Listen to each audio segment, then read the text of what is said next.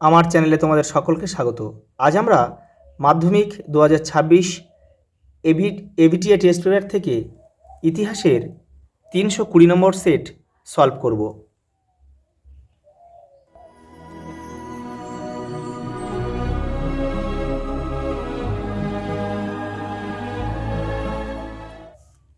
প্রথম দেখো, সঠিক উত্তরটি বেছে নিয়ে লেখো। প্রথম প্রশ্ন দেখো, বিপিনচন্দ্র পাল রচিত আত্মজীবনীমূলক গ্রন্থ 70 বছর। ইতিহাস বিদ্যা অন্যান্য বিদ্যাচর্চার জননী। ব্যাখ্যা করে এটা আখ্যা দিয়েছেন কে? এটা আখ্যা দিয়েছেন অপশান ঘ আমাদের উত্তর হবে জি.এম. ট্রাভেলিয়ান। এটা দেখো, ভারতের প্রথম সংবাদপত্র কোনটি? বেঙ্গল গেজেট।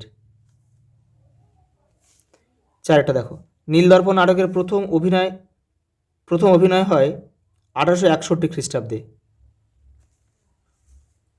এটা, ভারতীয় ব্রহ্ম সমাজ প্রতিষ্ঠা করেন কে?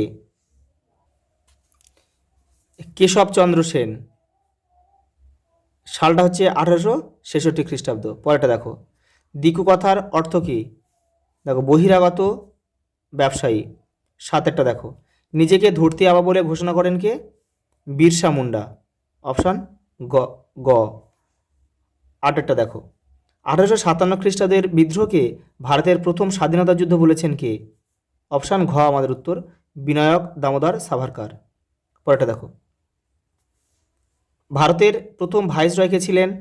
লর্ড ক্যানিং। একটা, ভারতে প্রথম সর্বভারতীয় রাজনৈতিক প্রতিষ্ঠান কোনটি? বঙ্গভাষা প্রকাশিকা সভা। সালটা ছিল কত? 1836 খ্রিস্টাব্দ। দেখো, আর অপশানের অন্যান্য সালগুলো আমরা একটু জানবো। দেখো, হিন্দু মেলা কবে প্রতিষ্ঠিত হয়? এগুলো কিন্তু আসে।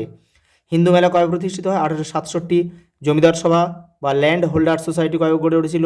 1838। ভারত সভা 1836। এগুলোটা তোমরা মনে করে রাখবে। পরেরটা দেখো, 11টা, ভারতে হাফটন পদ্ধতি প্রবর্তন করেন কে? উপেন্দ্র কিশোর রায়চৌধুরী। পরেরটা দেখো, জাতীয় বিজ্ঞান চর্চার জনক কাকে বলা হয়? মহেন্দ্রলাল সরকারকে। 13টা, সর্বপ্রথম বয়কট আন্দোলনের ডাক দেন কে? কৃষ্ণকুমার মিত্র। দেখো, 14 দাগেরটা, একা আন্দোলনের নেতা ছিলেন কে? মাদারি পাসি।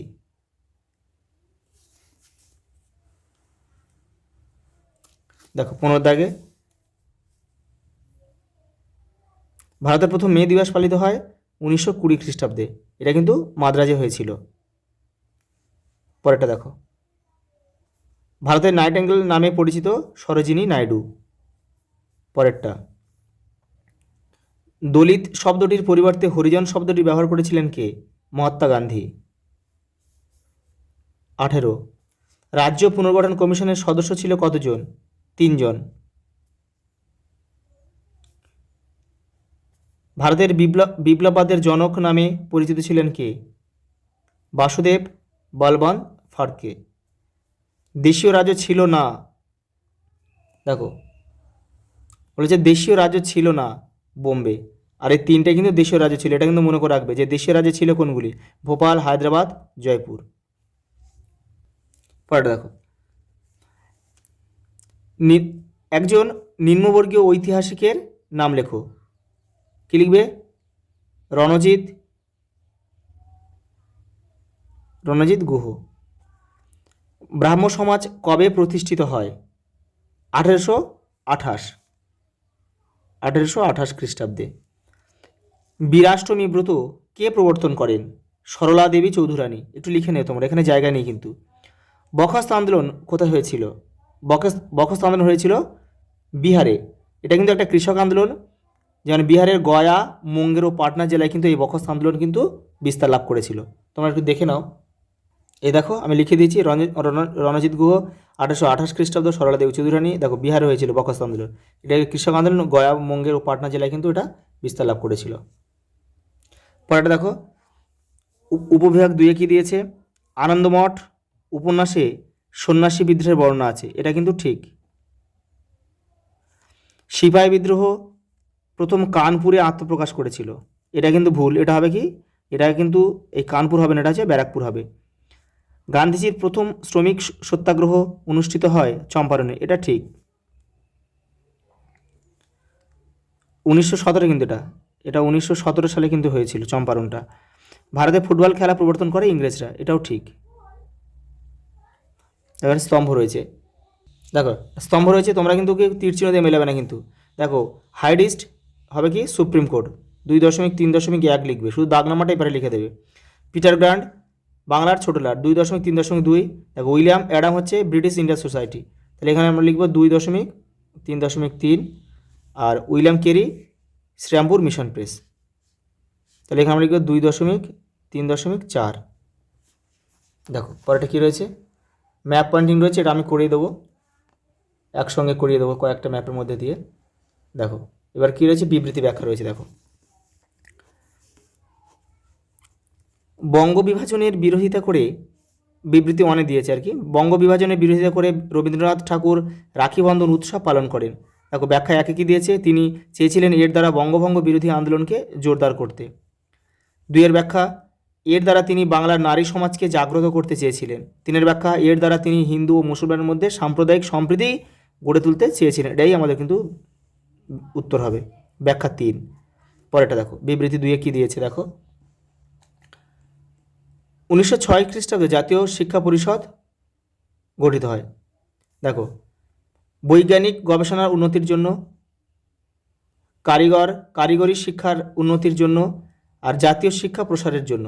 দেখো এখানে কিন্তু এই অপশান 2 এবং এই ব্যাখ্যা 2 এবং ব্যাখ্যা 3 কিন্তু দুটোই উত্তর হতে পারে। কারণ দেখো তোমরা তোমাদের বইয়ে বা পাঠ্য বইয়ের যেখানে রয়েছে সেখানে কিন্তু কারিগরি শিক্ষাটাও কিন্তু উল্লেখ রয়েছে এবং জাতীয় শিক্ষাটা রয়েছে।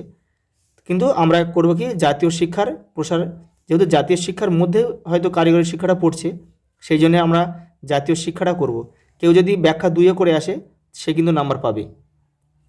পরেরটা দেখো বিবৃতি 3। দেখো বিদ্যাসাগরকে নারী মুক্তি আন্দোলনের অগ্রদূত বলা হয়। ব্যাখ্যা 1, তিনি নারীদের শিক্ষিত করতে চেয়েছিলেন। ব্যাখ্যা 2, তার উদ্যোগে বিধবা বিবাহ আইন কার্যকর হয়েছিল। ব্যাখ্যা 3, তিনি নারীদের সর্বাঙ্গীন উন্নতির জন্য নজর, এটা ব্যাখ্যা 3টাই আমাদের কিন্তু উত্তর হবে। তিনি নারীদের সর্বাঙ্গীন উন্নতির দিকে নজর দিয়েছিলেন। দেখো বিবৃতি 4, এই যে বিবৃতি 4, দীপালি সংঘ ছিল একটি জাতীয়তাবাদী সমিতি, এটি নারীদের মধ্যে জাতীয়তাবাদী চেতনা সঞ্চারে সচেষ্ট হয়। ব্যাখ্যা 2, চেতনা সঞ্চারে এটি নারীদের মধ্যে কুসংস্কার দূরীকরণে সচেষ্ট হয়েছিল। ব্যাখ্যা 3, এটি নারীদের অর্থনৈতিক সমৃদ্ধি ঘটেছিল। ব্যাখ্যা 1টাই আমাদের উত্তর হবে, সঠিক ব্যাখ্যা হবে যে এটি নারীদের মধ্যে জাতীয়তাবাদী চেতনা সঞ্চারে সচেষ্ট হয়েছিল। আজ এই পর্যন্ত, দেখা হবে পরের ভিডিওতে।